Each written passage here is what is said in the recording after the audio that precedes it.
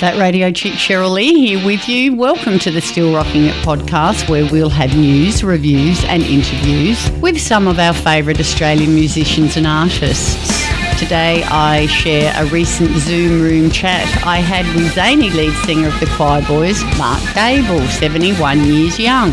11 albums and numerous huge Aussie hits. Later he's still doing what he does best, juggling Choirboys, a solo career, hosting the occasional radio show, as well as being father to 5 young adults and life with his sweetheart, singer-songwriter Melinda Schneider and their boy Sullivan. What's Mark Gable been up to lately? Let's find out. How are you, Mark? Yeah, not bad. Having a cup of tea. Thank you so much for spending some time in the Zoom chat room with me today. That's all right. You're with Cheryl Lee, that radio chick. I'd like to welcome into the Zoom chat room legendary Australian frontman for the Choirboys, Mark Dixon Kitchen. That's a tricky one, isn't it? How did Mark Dixon Kitchen become Mark Gable? Well, I was trying to do a solo thing, and my mum back then, this is in the 70s, and she said, what you need to do is you need to pick a name that's got great numerological assets about it. And so she picked the name and said, this is a winner's name. Little did she know, or that even I knew, that if you follow numerology, it's the name you're born with, not the name that you might choose, right, that influences you. And so when I was getting married in 84, my now ex-wife then said, I really like Gable, I don't like Kitchen. So I changed it by deed poll. And then what I found out is that you can go and change you could have changed anybody's names or name just by having their information. I didn't do that because I wanted to change our tour manager's name at the time. His name was Bob Hunt. I won't tell you what I was going to change it to. So there you go. You are from Sydney. You formed the Choirboys in Sydney, but when did you realise that music was your future? Was it in your DNA? Do you come from a musical family? How did that all come about?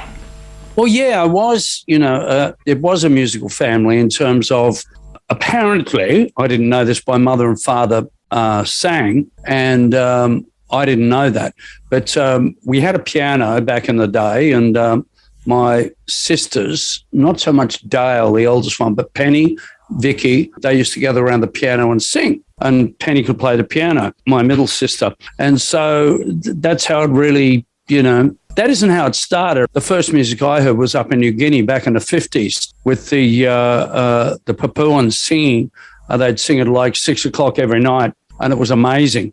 I couldn't remember that music until I went to the Solomon Islands in the 2000s, and I heard them doing it down there, and it was very similar, and it brought back memories. So that was the first music that I really listened to up there. But it wasn't until the Beatles came along that I went, I want to be Paul McCartney.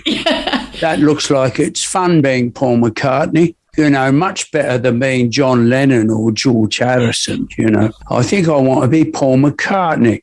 So that kind of, listening to the songs, they were just amazing. And I didn't really listen to that much music before that. It was just something that happened. Then I went, oh, this sounds great. So and I was a creative type anyway, like with art and everything like that. And so I just went, oh, well, I want to do this. And away I went. And I've never sung this before, apart from back in the day, but I'll do it now. And it's the first song that I ever wrote, and it goes, please be my Sunday woman, preach innocence to me right now. Please be my evil Sunday. And I can't remember the lyrics that I had, and it went further on. So that was something that, I wrote when I was 15 or something, but I can't remember the rest of it. Maybe I'll get it done one day. Yeah, you can finish that song. You heard it first here. Scoop. Still Rocking It podcast with that radio chick Cheryl Lee. Let's listen to the Choirboys with Mark Gable out the front, of course. One of their biggest hits, Run to Paradise. This single reached number 3 on the singles charts in 87, written by Mark Gable and Brad Carr. I'm going to listen to another hilarious version of this later, but for starters, here's the original.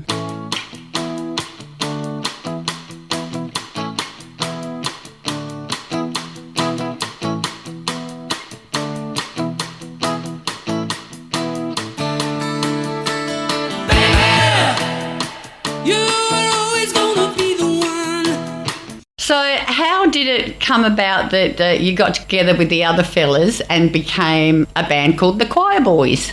I think that Todd Hunter, because, the years on and off that I've been doing radio, and I remember interviewing Todd Hunter and I said, well, what was it like? Similar question. And he goes, not so much about how they got together, but, what they did as they moved forward. And he said it was like bumping into walls. And that's what it was. It was like, you run into these guys. Like I was working in a music shop down at Brook Farm, which is on the northern beach of Sydney. And a couple of guys come in and they go, we're in a band. We play at the Royal Antler Hotel. The band's called Hot Lips. You come to see us. We've got a residency there on a Thursday night. Not that ever happens anymore. And so I went along and I went, oh, they're pretty cool. I really like the guitarist and the bass player. They were the two guys that came in. And so, after that band broke up, then I was forming a band and they came along and it was all accidental. And I think that all bands are accidental. Even I mentioned the Beatles. That was purely accidental. They go, hey, you want to start a band? Because they ran into, John Lennon ran into Paul McCartney, right? And then it just, I know this younger guy, George Harrison, who plays guitar, and it's just like that. They weren't in the right place at the right time. It wouldn't have happened. Yeah, and it sort of happens so organically. And speaking to people, so many of the stories are like yours, that it was actually the Beatles that inspired a whole generation of bands just like yours, guys like you just wanting to be like them. The competitors in America were still Elvis Presley and, they're coming out of the 50s things. And I don't think the 60s had really, even though America invented the hippies and that kind of movement, the free love movement, everything like that in San Francisco. Of course, the 50s music was very influential, so it didn't really develop anything. When the Beatles came along, it just changed the whole atmosphere of everything.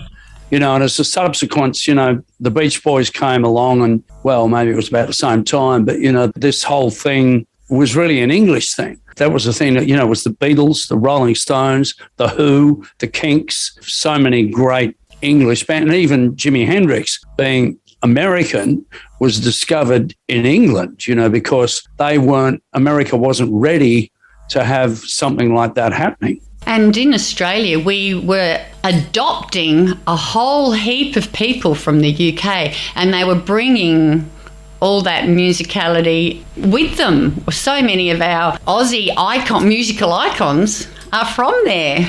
Yeah, well, that's right. Like Billy Thorpe was born there and Olivia Newton-John was born there. The Easy Beats, apart from bass player, the bass player was Dutch as well, Dick Diamond. But Snowy he's an Australian from memory. And Barnsey and AC/DC. Yeah, well, AC/DC, and it was like I said with Easy Beats, of course, that was George Young. And then these younger brothers were Malcolm and Angus. Of course, they had their brother Alex, who I met over in Paris. He was a wonderful guy, and he was in a band called Grapefruit. And so he didn't leave to come to Australia, unfortunately. He stayed over there. And so, there were so many of them. John Farnham, who's born in England, and the list goes on and on and on. I've discussed this with other people. We wouldn't have heard of Shannon Noll if it hadn't have been for that type of television, primarily because Australia has always been fixated with overseas. So anything Australian, they've always, treated as second best, apart from, of course, when The Angels came out. And of course, Doc was Irish, but, Cold Chisel. And then you had Midnight Oil and In Excess, so many great local artists. Kylie Minogue was born in Melbourne, but we won't hold that against Melbourne. I mean, her. Sorry, Kylie. Still Rockin' It podcast with that radio chick, Cheryl Lee. Let's listen now to the first single from the Choirboys' self-titled debut album recorded at Albert Studios. Never Gonna Die. Then we'll hear what Molly thought of it. On the strength of this debut album, Choirboys were invited to open for Cold Chisel on their last stand tour. Back with more with Mark Gable shortly.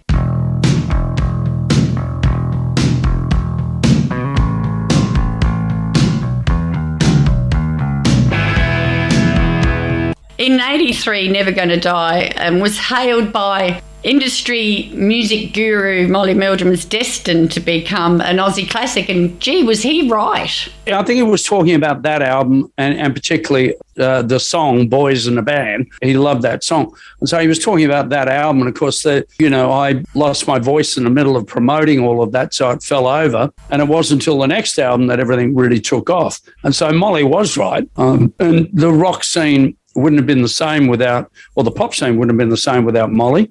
He was great intuition, in the right place at the right time, on a great show, Countdown. And Countdown did everything that YouTube and, Twitter and all the rest of it can do now. So it was a very, very different time. It's like if you were on Countdown, it's the equivalent of going viral now. That's right, yes. 11 albums and huge hits later, including, Boys Will Be Boys, Struggle Town, Empire, Never Gonna Die. The list goes on and on and on. You've also been on this side of the mic as well, hosting the occasional radio show, on top of being, like me, a parent of 5 children. Well, how old are yours? Well, have you got 5 kids, have you? Yeah. You don't look like you've had any. You're not even 30 years old yet, Cheryl Lee, are you? It's the magic of television. The magic of television. The eldest is 35. Then it goes 33, 31. And the twin girls, identical twin girls, are about to turn 30, January 3rd. And then Melinda Schneider and I have got a 9-year-old, Sullivan. Yeah, so we had a lot of fun with him. I tried not to miss a moment of him growing up and doing his thing and cuddling him. And even though I might be busy and he's talking to me, I have to remind myself to stop doing work or whatever and just focus on him, because he won't be like that forever. Exactly. So, that's funny. I've got twins as well in there. Really? Yeah. Are they identical twins? No, they've got different bits. I've got a boy and a girl twin. Oddly enough, one of my twins, they're identical. One of them ended up, she was gay, and she was going to marry a girlfriend. And I said to them, look, and they ended up not getting married, but I said, look, you're going to need, maybe you want to have a child. How about I be the surrogate father, but not with my daughter, of course, with her partner. Yes. And then my daughter, I said that you will then, if you have a boy, you will have a son and a brother. And if you have a girl, then you will have a daughter and a sister. That's blowing my mind. They said, you're disgusting. They were joking, and they knew I was joking anyway. Oh, look, and I know what you mean about you enjoying every moment with Sullivan. And we've watched that, it's just beautiful on social media a little bit. So, thank you for sharing that, because we had our first 4 and under. So you'd know how busy that is. And then the last one was a bit of a surprise quite a little bit later. And it was like having an only child again. And just like you, I'm getting to enjoy those moments with him because I've got the time. Cheryl Lee, what are their ages? 24, 22, 2 20s about to turn 21. And the baby is now a big strapping 14-year-old. 14.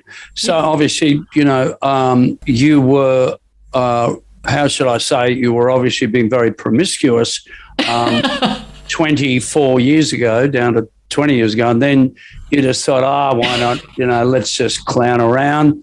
And 14 years ago, and there you go. Yeah. That's right. Got the baby bonus, and like you, relishing, every moment, because I think when you've got so many, it's not as easy to do that. You're just busy being and surviving and feeding them and changing their nappies and getting them to school and everything. So good on you, and thank you for sharing that. You and Melinda for sharing that on social media. It's beautiful to watch, and he's growing into, such a beautiful, independent young man. Oh, he is beautiful, and I guess I gotten to the point where in my life generally I'm very wary of, and you may be different, of course everybody is, and I accept that. I try not to believe in anything apart from love, and I think that even a lot of people go, I say to them, well, I'm just bringing him up with love, and they go, well, good luck with that. But I think that humans' belief structure is the thing that destroys us, because once you believe in something, you can't believe in something else there. And so I just believe in love and respecting him as an individual and as an equal. And we decided to do that, treat him as an equal all the way through. That is obvious to us. I must say I'm really enjoying watching him grow up with you and Melinda. I think you're great parents and funny buggers, aren't you? Well, two? yeah, we can be funny buggers, but I can't tell a joke. I'll try and tell a joke. Okay, so what did the dog say when it ran into a tree? What? Bark. Very good. I made that one up myself. Well, that's not bad, actually. That's I'll give it a 9. I have, 9 out of 10. Thank you. So I loved your parody that you posted on the socials, your Stuck in Paradise song. Very funny. Thank you. And it's been viewed over 2 million times. So talk about, going viral. It's like you had it on countdown. Well, basically, yes. And as I said, the internet, I love the internet. A lot of people don't love the internet, but I do. And I was talking to someone the other day, as I do, about the internet, and they go, oh, gigs aren't there and radio isn't supportive. And I go, but, have a look at this. This is George Ezra doing I'll Be Riding Shotgun. Now, I love that song because it's really dumb, right? It's kind of inspired me because I go, that's just like the music that people used to write. And without the internet, we would probably have not seen that guy. And it makes it easier to access. And so I think the internet has actually made it more creative, particularly with the video side of things. There's just some, like what Sia did with Chandelier, getting that. I think she was 10-year-old to do the dancing. And Sia doesn't even appear. And I go, that is amazing art, amazing art. We have access to so much. Our children don't know what it's like to live life without the internet. No, they don't. When we lived in New Guinea, for dinner we used to eat our dad's poo-poo. And for dessert we would have mummy's wee-wee. So kids today don't know what it's like. Do you believe that? Not sure I'm lying. How's it go? You lived in a shoebox in the middle of the road or something like that? Got up before you went to sleep and all. Yeah, that's right. That was Monty Python. Yeah. Now, they understood humour. Oh, that's right. They sure did. Still Rocking It podcast with that radio chick, Cheryl Lee. Before we go on, I think we should have a listen to that COVID song, Stuck in Paradise, Mark Gable and Melinda Schneider, a COVID-19 parody. Look it up on the Googleometer. It's on YouTube. It's even funnier watching it. We will be back with the Choirboys frontman, Mark Gable, and we'll get back to talking about tours and music and such.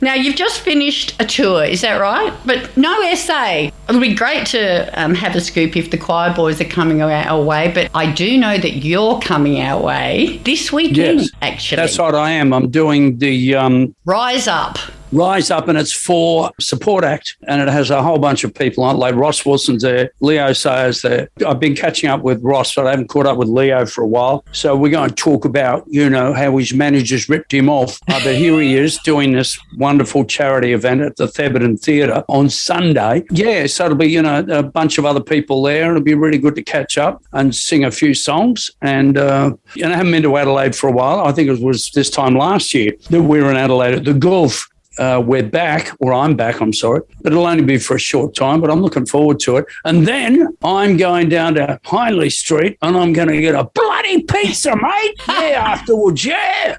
And I'm going to down that pizza. Oh, yeah, baby. I really thank you for coming and supporting the Rise Up. I don't know if you know, but I'm the fundraising coordinator for Support Act here in SA. Well, good on you. And thank you. And we're one of the recipients, along with Crew Care and Breakthrough Mental Health, of the profits from Sunday. So I personally, and on behalf of Support Act SA, want to thank you so much for being a part of it. And can't wait to see you there. Cheryl Lee, just for you, I'm going to endeavour, and I don't generally try, but I will try hard to sing in tune. All right. For you, just for you. Thank you. I don't know whether I'll succeed, but I'll try. Also, I'm a fantastic tambourine player. So if you need a tambourinist, I'm your woman. Well, thank you. I just saw somebody make a post. I think it was a guitarist I could be wrong, guitarist out of Screaming Jets made a post, with a meme, and it said, "Oh no, beware, white chick with tambourine." Was that Jimmy Hocking? I think it was. Yeah. Oh, Jimmy the Human. Yeah, well, the point is that if you've ever tried to play tambourine, it is not easy. It's incredibly difficult. I can't do it. So, and I've got pretty good rhythm. Da-da-da-da-da. But no, I can't do it. I'm only falling. Although I was guest tambourinist for one song with the Master's Apprentices once. That's my claim to fame. That would have been cool. It was actually. Lots of fun. I don't know if I was any good at it. I enjoyed myself. It doesn't matter. White blonde chick, with a tambourine. It's all good. I'm going to have to go and check Jimmy's post out in a minute. Your inspiration first, we know, was the music coming out of England. And what do you like to listen to now when you're alone in your car or whatever? Yeah, well, I've been trying to get into Ed Sheeran, but he keeps on talking about love songs, which is he's singing, I love you when the moon's out and the light will be in the sky, and then we'll be holding hands and we'll be eating a rubber pie. I'm like going, I don't want to hear love songs. I want to hear about your life, being a redheaded bastard he wasn't a bastard, but in England growing up, what was it like? I want to hear the stories. It doesn't seem to talk about that, so I got a little bored with that, so I keep going back to Bob Dylan and people like that, and I can't really listen to the Beatles anymore because I can't stand their production. I listen to it in hindsight and I go, they were really trying to turn them into the Everly Brothers. I keep on going back to my son's band, and he was only in it for a few years and he decided to chuck in music. My son's band, August is his name, brilliant singer, great songwriter, brilliant on stage, had everything. And the band was called He, She, Wonderland. And they're on YouTube. And it's just like, I keep listening to the songs and, I just go, wow, he totally had a free mind. And I love that music that has a free mind, I will not hurt you, baby, unless you want me to. Now, who would think of a lyric like that? I will not hurt you, baby, unless you want me to. I'm going to write that down. I'm going to play that. Still Rockin' It podcast with that radio chick, Cheryl Lee. Here it is, August, son of Mark Gable, and his band He, She, Wonderland with I Will Not Hurt You. We'll be back shortly to find out what occupation August swapped music for.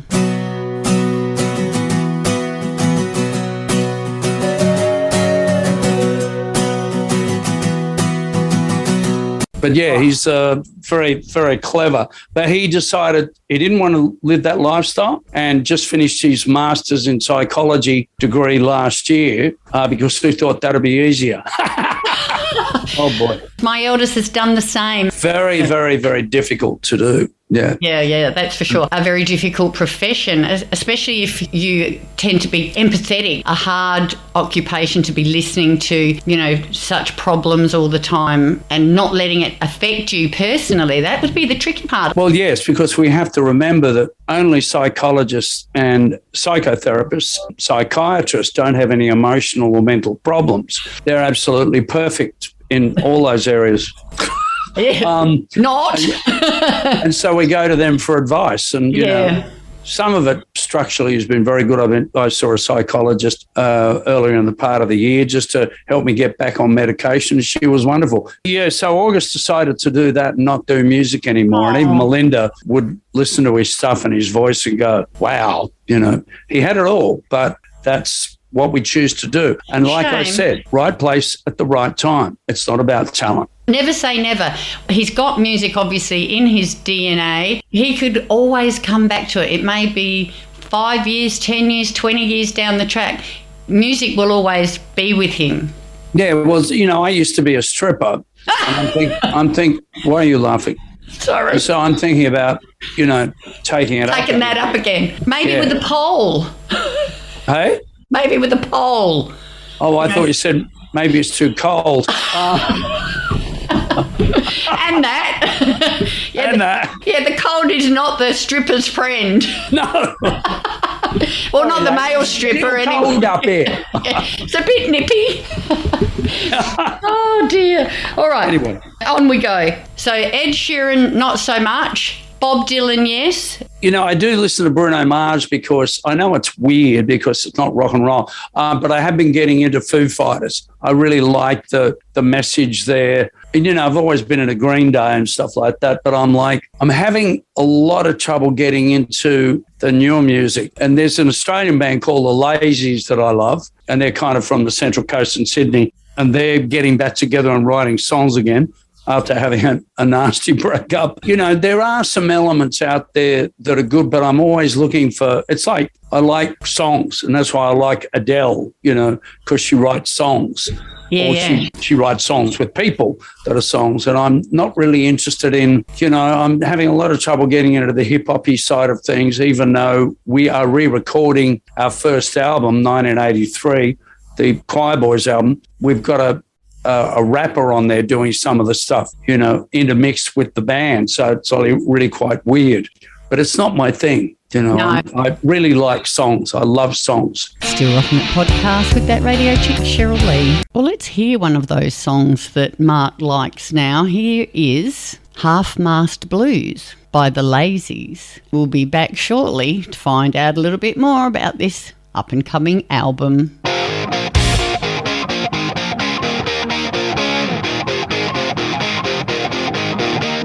When is that coming out? Well, we got to finish the bloody thing first. You know, there's a whole bunch of people are meant to be singing on it. I've been trying to get Shannon Knowles to sing on it, and Reese Maston singing songs. So hopefully it won't be till mid next year, I don't think. That's the anniversary, the 40th, I think, anniversary of that album. Yeah. And there may be a tour that might go with that and come to South Australia? Possibly, yeah. You know, I think that we're more interested in just trying to finish the album. Yeah, first. You know. But I'm trying to write songs at the moment too, you know. Yes, new ones. Well, thank you so much, Mark, for being so generous with your time and having a chat with me in the Zoom room today. I'm really looking forward to seeing you perform at our historic Theberton Theatre on Sunday afternoon, and thank you again for supporting such a great cause for us here. All right, well, we'll see you then. And I think in the meantime, Cheryl Lee, that if you could make more babies,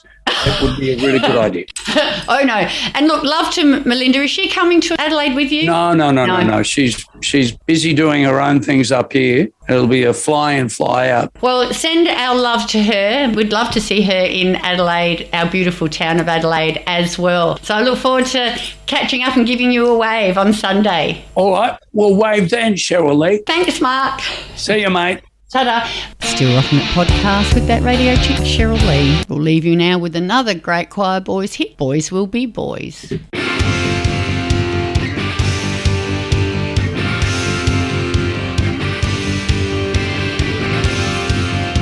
You're with Cheryl Lee, that radio chick. Thank you so much for joining me on the Still Rocking It podcast. Hope to catch you again next time. Get out when you can, support Aussie music, and I'll see you down the front.